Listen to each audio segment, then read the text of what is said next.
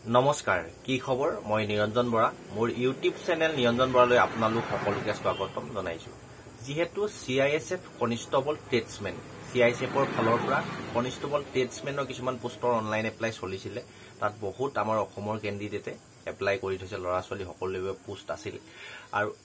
পোষ্টখিনি আছিল region wise আমাৰ north ইষ্টৰ কাৰণে বেলেগকে পোষ্ট আছিল কুকমেন সাফাইলা বাৰবাৰ টেইলাৰ ইত্যাদি ধৰণৰ ট্ৰেডমেনৰ যিমানখিনি মানে পোষ্ট আছিল তাৰ ওপৰত মই বহুত অনলাইন এপ্লাই চলাৰ পৰা ভিডিঅ' বনাই আছো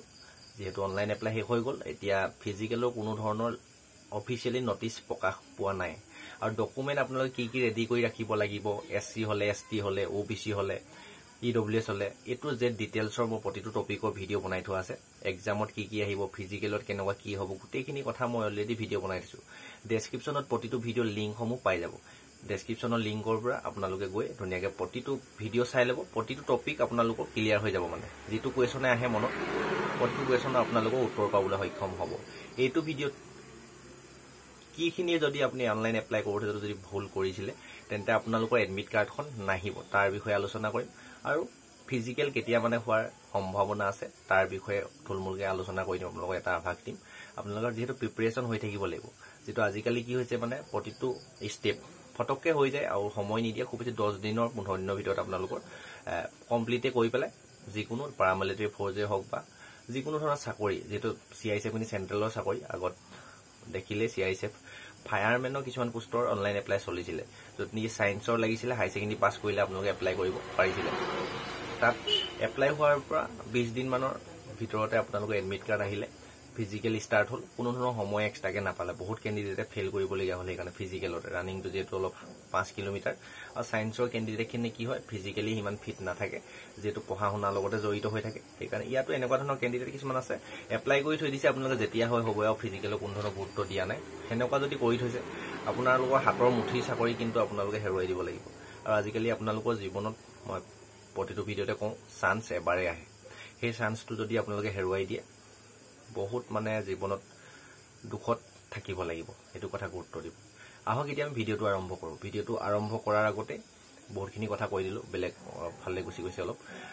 মোৰ চেনেলটো ইউটিউব চেনেলটো যদি এতিয়াও সাবস্ক্ৰাইব কৰা নাই সাবস্ক্ৰাইব কৰি কাষতে বেল আইকনটো প্ৰেছ কৰি অল কৰি থৈ দিব তেতিয়াই মই যিকোনো ভ্যাকেন্সি ওলালে ভ্যাকেন্সি ৰিলেটেড যিকোনো পোষ্টৰ অনলাইন এপ্লাই হোৱাৰ পৰা ফাইনেল ৰিজাল্ট দিয়া লাগে প্ৰতিটো ভিডিঅ' আপডেট দি থাকো আপোনালোকক চেনেলটো সাবস্ক্ৰাইব কৰি বেল আইকনটো প্ৰেছ কৰি অল কৰি ৰাখিব যদি CISF কনষ্টেবলটো আপোনালোকে যদি কেনেবাকে এপ্লাই কৰি ৰাখিছিলে বা আগৰ পৰা যদি ভিডিঅ' চাই আছে প্ৰথম কথা হল আপোনালোকৰ কাৰ এপ্লিকেশন ফৰ্মখন ৰিজেক্ট কৰিব আপোনালোকে নটিচ বিলাক ভালকে নপঢ়ে বা মই ভিডিঅ' যেহেতু বনাই দিও যদিও আপোনালোকে ভিডিঅ'টো ভালদৰে নাচায় সেই কাৰণে আপোনালোকৰ অনলাইন এপ্লাই কৰা পইচাটো হোক এপ্লিকেশন ফিজটো হোক অথলে যাবলগীয়া হয় প্ৰথম এটা কথা উল্লেখ আছিল স্পষ্টকে যিখন ফটো আপোনালোকে আপডেট কৰিব আপলোড কৰিব অনলাইন এপ্লাই কৰোতে সেই ফটোখন আপোনালোকৰ লাষ্ট ডেটৰ আগত হ'ব লাগে অনলাইন এপ্লাই কৰাৰ পৰা আপোনাৰ লাষ্ট ডেটৰ লৈকে 3 মাহৰ ভিতৰত বা ৰিসেন্টলি পাসপোৰ্ট সাইজ আপুনি যেতিয়া এপ্লাই কৰিছে তেতিয়া মাৰি দিলে হল ন কিয়নো এখিনি জামালাই লৈ থাকিব লাগে আৰু তাতে এটা ডেট মানে বডিটোতে আপোনালোকৰ এডিট কৰি এটা ডেট লিখি দিবলগীয়া উল্লেখ আছিল যি হলে ডেটটো মেনশন কৰা নাই আৰু ফটোখন যাৰ বেছি ব্লাৰ হৈ গৈছে কোনবাই চশমা পিন্ধি মাৰি দিলে বা কিছু মানে ভালকে MB সাইজটো নবনালে বা বেকগ্ৰাউণ্ডটো আপোনাৰ কিবা কিবি থাকি গল কিবা কিবি বেৰ ওলাই থাকিলে মই যেটো বেকগ্ৰাউণ্ড আছে এটো যদি থাকে আপোনালোকৰ কোনো প্ৰবলেম নাই ভিডিঅ'টো যেটো বেকগ্ৰাউণ্ড আছে কেতিয়াবা বেছিকে যদি সাহটো পৰি থাকে তেতিয়া মই এটো হাতত বেকটো সাহ পৰি যায় তেতিয়া কিন্তু আপোনালোকৰ ৰিজেক্ট কৰি দিয়া সম্ভাৱনা থাকে কাৰণে বেকগ্ৰাউণ্ডটো ধুনিয়াকৈ এডিট কৰি হোৱাইট দিব লাগে বিশেষকে কালাৰিং বেকগ্ৰাউণ্ড আপোনাৰ হোৱাইট বেকগ্ৰাউণ্ডটো দিলে কোনো ধৰণৰ কেনসেল হোৱাৰ সম্ভাৱনা নাথাকে মই যিমানখিনি অনলাইন কৰিছো লাগে দুই এটা কেতিয়াবা মিস্টেক হৈ যায় মানে কেনসেল হৈছে কিন্তু প্ৰায়খিনি সকলোৱে এডমিট কাৰ্ড আহিবলৈ SSCতে সক্ষম হৈছে CISF ফটো কি কথা প্ৰতিটো যেটো আজিকালি ফটো বিলাক ভালকে চাই যি সকলে ডেট মেনশন নকৰিলে বেকগ্ৰাউণ্ডত কিবা কিবি থাকিলে নাইবা আপোনালোকৰ বেকা বেকি চশমা পিন্ধি কিবা কিবি যদি ফটো মাৰিলে তেন্তে তেওঁলোক আপোনালোকৰ এতিয়া পৰা আশা কৰি থাকি লাভ নাই বেলেগ ভ্যাকেন্সি আপোনালোকে এপ্লাই কৰক সেইখিনি এডমিট কাৰ্ড আপোনালোকৰ নাহে এটো ক্লিয়াৰ হৈ গল সেইখিনি ভ্যাকেন্সি তাৰ পিছতে আপোনাৰ আৰু এটা কথা আছিল যি সকলে এপ্লিকেশন ফিজ কাটিব লাগিছিল যেটো OBC হলে SC ST কথা নাছিলে বা এপ্লিকেশন ফিজ বা ফেমিলি কেণ্ডিডেট এপ্লিকেশন ফিজ নাছিলে চেনেল OBC EWS ৰ এপ্লিকেশন ফিজ 100 টকা আছিল আপোনালোকৰ এপ্লিকেশন ফিজটো এপ্লিকেশন কটা ডেটটো লৈকে যদি পেন্ডিং হৈ থাকিলে তেতিয়া কিন্তু আপোনালোকৰ এডমিট কাৰ্ড নাহিব যদি সাকসেস নহলগে আপোনাৰ কমপ্লিট যদি নহলগে ৰিসিপ্টটো যদি উলিয়াই ৰখাব নোৱাৰিলে তেন্তে আপোনালোকৰ হয়তো ভাগ্য ভাল থাকিলে 2-1 আৰু আহি যাবগে পাৰে পিছতো হয়তো সাৰ্ভাৰে আপোনালোকক একসেপ্ট কৰি ল'ব পাৰে কিন্তু আপোনালোকৰ যদি এপ্লিকেশনটো কমপ্লিট নহলগে পেমেন্টটো কাটিলেহে কমপ্লিট হয় এপ্লিকেশন ফৰ্মখন পায় যদি পেমেন্টটো কাট খাই নগলগে পেন্ডিংয়ে হৈ থাকিলে তেন্তে আপোনালোকৰ এডমিট কাৰ্ড নাহে এই দুটা ৰিজনতে আপোনালোকৰ এডমিট কাৰ্ড আহিব বাকি সাইনটো লগতো হিমান কথা নাই অলপ ধৰিব পাৰিলে হ'ল আৰু এটা মোস্ট ইম্পৰ্টেন্ট আৰু তাত এটা উল্লেখ আছিল যে আপোনালোকৰ কনফিউজ থাকিব পাৰে ডকুমেন্ট যিখিনি এসসি এসটি হোক ওবিসি হোক এনসিএল হোক এইখিনি ডকুমেন্ট লাষ্ট ডেটৰ আগত বিচাৰিছিল হেতু কথাও কিন্তু উল্লেখ আছিল মই হেতু কপি কৰিবটো ভিডিও বনাইছিলো আপোনালোকে চাইছিলে নাইছোৱা নাজানো কিন্তু আমি যিমানখিনি দেখি আছো সিআইএসএফৰ এসএসসি টো দেখো কিছুমান সেন্টাৰ আমাৰ সিআইএসএফৰ যেটো অসমতে সেন্টাৰ হয়তো জুৰহাটতো পৰিব পাৰে গুৱাহাটীতো পৰিব পাৰে বা চিৰাঙতো আছে সিআইএসএফ সেন্টাৰ তাতো যদি পৰে আপোনাৰ লাষ্ট ডেটৰ পিছত হলো ৰিসেন্টলি এতিয়াও যদি ওপিসি হয় তেন্তে এনসিএল যদি বনোৱা নাই এনসিএল বনাই লওক তাৰ পিছত এসসি এসটি সেন্ট্ৰেল কাষ্টখনো যদি এতিয়াও আপোনালোকে ৰেডি কৰি ৰখা নাই ডেসক্ৰিপচনত ভিডিও পাই যাব কোন কেইটা আপোনালোকে ৰেডি কৰি ৰাখিবলৈ ডকুমেন্ট এই ডকুমেন্টখিনি এতিয়া ৰেডি কৰি ৰাখক যেতিয়া এডমিট আহিব আপোনালোকে প্ৰেক্টিসেই কৰিব নে যদি ৰানিংটো ফিজিক্যাল কিট আছে আৰামসে পাস কৰিব ল'ৰা যেহেতু 16 মিটাৰ 6 মিনিট 30 সেকেন্ড আৰু ছোৱালী 800 মিটাৰ 4 মিনিট সময়ত আছে পাস কৰিব কিন্তু যিসকল ফিজিক্যাল ফিট নহয় তেওঁলোকে এডমিট কাৰ্ড আহিলে দৌৰিম বুলি থাকে ৰানিংটো বেয়া হৈ গৈছে বা আগত ৰানিং কৰিছিল যে হকত হৈ গল অভাৰৱেট হৈ গল তেওঁলোকৰ কাৰণে অসুবিধা হৈছে সেইকাৰণে ডকুমেন্টখিনি এতিয়া ৰেডি কৰি ৰাখক যেতিয়া এডমিট আহে আপোনালোকে যাতে কোনো প্ৰবলেম নোহোৱাকে জাস্ট ফিজিক্যাল 10 দিন দৌৰিও আপোনালোকে সেইখিনি টেনচন নলৱাকে পাস কৰিব পাৰে এইখিনি মই প্ৰবলেম ফেস কৰি থৈছো আগত সেইকাৰণে আপোনালোকক জনাইছো আগতীয়াকৈ যদি ডকুমেন্টখিনি আগতে ৰেডি কৰি ৰাখে এপ্লাই কৰাৰ পিছতে আপোনালোক কোনো ধৰণৰ অসুবিধা নহয় আৰু লাষ্ট ডেট ক্ৰুচিয়েল ডেটৰটো বেছি টেনচন ল'ব নালাগে টেনচন নলব আপোনালোকক ক্ৰুচিয়েল ডেটৰ মতে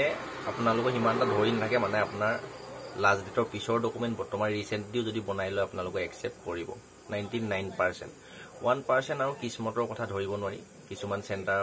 অফিচাৰ যদি ষ্টিকলি আহি যায় হয়তো নলও বুলি কৈ দিলে আমাৰ হাতত কোনো অপচন নাথাকে আজ প্ৰায়খিনি 100 ভিতৰত 95% লাষ্ট ডেটৰ পিছৰ ডকুমেন্টে আছে মেট্ৰিক পাছ সাৰ্টিফিকেট মাৰ্কশিট এডমিটৰ কথা কোৱা নাই বাকি যিসকলে এসএসসি বা ডি আছে আগে পাছে তেওঁলোকৰ ওচৰত হয়তো এনসিএল থাকিব পাৰে বা বেলেগ বেলেগ যদি যিসকলে এক্টিভ ল'ৰা মানে জানে এইখিনি কথা তেওঁলোকৰ হাততহে এইখিনি লাষ্ট ডেটৰ আগৰ ডকুমেন্ট থাকিব মোৰ হিচাপত যিসকলে নাজানে নতুনকৈ এপ্লাই কৰিছে তেওঁলোকৰ হাততো নাথাকিবই আৰু ইমানখিনি ল'ৰা কেনসেল কৰিব নোৱাৰে আপোনালোকে ৰিকুৱেষ্ট কৰিব কৰিলো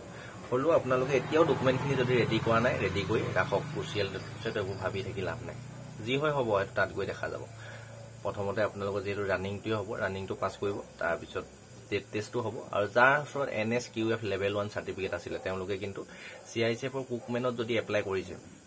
বাকি আইটিভি ভ্যাকেন্সি আহিলে দেখিছে তাত এনএসকিউএফ লেভেল 1 সাৰ্টিফিকেট থকা সকলে পাৰিছিল কুকমেনৰ পোষ্টখিনিত কিন্তু সিআইএসএফত কি কথা কি বতা নাজানো কিন্তু এটো পাৰামিলিটাৰী ফোৰ্চৰ ফালৰ পৰা ঘোষণা কৰিছিল যে যাৰ ওচৰত এনএসকিউএফ লেভেল 1 সাৰ্টিফিকেট থাকিব তেওঁহে কিন্তু কিচেন সাৰ্ভিস নামৰ যিখিনি পোষ্ট কুকমেন ওয়াটাৰ গেৰিয়া পোষ্ট আছিল তাত উলিওৱা কথা আছিল কিন্তু সিআইএসএফত ডাইৰেক্ট কুক বুলি উলিয়াই দিলে তাত কোনো ধৰণৰ এনএসকিউএফ লেভেল 1 সাৰ্টিফিকেট নিবিচাৰিলে এইখিনি আগন্তুক দিনৰ বিএসএফত আহিব সিআৰপিএফত আহিব এইখিনি ৱেইট কৰিব লাগিব এইজৰ ৰিলেক্সেশন নিদিলে আগৰ মতে দি দিলে আৰু এখন সাৰ্টিফিকেট থাকিলে এইজ ৰিলেক্সেশন দিয়া কথা আছিল প্ৰতিটো পাৰামিলিটাৰী ফোৰ্চৰ গোটেই কথাখিনি বুজাই দিলো আৰু ফিজিক্যালটো আপোনালোকক কেতিয়া হ'ব লাষ্টত কৈ দিছো এতিয়া যেটো জুন মাহৰ 3 তাৰিখলৈকে মে জুনলৈকে আপোনালোকৰ বিএসএফ হেড কনষ্টেবলৰে ফিজিক্যাল চলি আছে অল ইণ্ডিয়াত আমাৰ অসমৰখিনি হে হ'ল বাও নৰ্থ ইষ্টৰখিনি কোচবিহাৰ আৰু মাছিমপুৰত যেহেতু সিআইএসএফৰ সেন্টাৰটো বিএসএফ হেড কনষ্টেবলৰ ফিজিক্যাল চলি আছে ইয়াৰ পিছতে আকৌ আহি গল এসএসসি জিডি ফিজিক্যাল হ'বলৈ বাকি আছে মোৰ সম্ভৱ মই যিমানটো আইডিয়া কৈছো ইয়াৰ পিছতে হয়তো এসএসসি জিডি কনষ্টেবলৰ হ'ব ফিজিক্যাল নাইবা তা আগতো যদি সিআইএসএফ ট্ৰেডমেনখিনি পাতো বুলিলেও পাৰিব পাতি দিব পাৰে ঠিক আপোনালোকে আইডিয়া কৰিব পাৰে এসএসসি পিছতহে কিন্তু সিআইএসএফ কনষ্টেবলৰ ফিজিক্যালটো ডকুমেন্ট ভেৰিফিকেশন টেষ্ট ষ্টাৰ্ট হোৱাৰ খুব সম্ভাৱনা আছে বাকি ডিপাৰ্টমেন্টেলৰ লগত ডিপাৰ্টমেন্টেলি কথা মানে যদি আগতীয়াকে পাতো বুলিলেও পাৰে হয়তো এসএসসি আগতো আপোনালোকে পাতি দিব পাৰে এইখিনি এতিয়াই ক'ব পৰা নাযায় মুঠতে গোটেইখিনি ৰেডি কৰি হাজু হৈ থাকক যেতিয়াই যি নহওক ফিজিক্যাল হওক ডকুমেন্ট ভেৰিফিকেশন হওক টেষ্ট হওক যাতে আপোনালোকে পাস কৰিব পাৰে আৰু তলত কমেন্ট কৰিব কোনে কোনে কোনটো পোষ্টত এপ্লাই কৰিছে কুকত সাফাইলা কৰিছে নে সুইপাৰ্ট কৰিছে নে কুকত কৰিছে নে বাৰবাৰ কৰিছে কমেন্ট কৰিবলৈ নাপাহৰিব আৰু ডকুমেন্টখিনি ৰেডি কৰি ৰাখিব ডেসক্ৰিপচনতে প্ৰতিটো টপিকৰ ভিডিও তন্নতন্নকে পাই যাব ডেছক্ৰিপশ্যনতে আৰু হোৱাটছএপ গ্ৰুপৰ লিংক আছে, জইন হৈ ল'ব পাৰে। আৰু টেলিগ্ৰাম চেনেলৰ লিংক আছে, ছাবস্ক্ৰাইব কৰি ল'ব। ফেচবুক পেজৰ লিংকো আছে, আপোনালোকে ছাবস্ক্ৰাইব কৰি ৰাখিব বিহু ভাওনা চাই যদি ভাল পায়। আৰু ইনষ্টা ID নিৰঞ্জন বৰা দি থৈছোঁ। ইনষ্টা যদি ইউজ কৰে ইনষ্টাটো ফ'ল' কৰি ৰাখিব। আৰু ইয়াতকৈ যদি কিবা জানিবলগীয়া থাকে তেন্তে কমেণ্ট কৰিবলৈ নাপাহৰিব। আজি এই ভিডিঅ'টোৰ পৰা ইমানতে বিদায় লৈছোঁ। নেক্সট আকৌ অন্য এটা অতি গুৰুত্বপূৰ্ণ ভিডিঅ' সৈতে আপোনালোকৰ সন্মুখত লগ পোৱাৰ প্ৰতিশ্ৰুতিয়ে ঘৰখন, পৰিয়ালটো, সমাজখন তথা দেশখনৰ উন্নতিৰ হকে প্ৰতিটো ক্ষেত্ৰতে কাম কৰি যাওক। আপোনালোকৰ লক্ষ্য উদ্দেশ্য সোনকালে পূৰণ হওক, তাৰে কাৰণে ভগৱানৰ ওচৰত প্ৰাৰ্থনা জনাইছোঁ। ইনফৰমেশ্যনখিনি পাই যদি ভাল লাগিলে লাইক এটা মাৰি দিব। সকলো লগৰ বন্ধু বান্ধৱীলৈ ভিডিঅ'টো অকণমান শ্বেয়াৰ কৰি দিব। তেওঁলোকৰ যাতে আগন্তুক দিনত যদি চৰকাৰী চাকৰি এটা লোৱাৰ সপোন দেখি থৈছে, মোৰ ইউটিউব চেনেলটোৰ দ্বাৰা যাতে তেওঁলোকৰ সপোনবিলাক দিঠক কৰিব পাৰে। এটাও আপডেট মিছ হৈ নোযোৱাকৈ। ধন্যবাদ।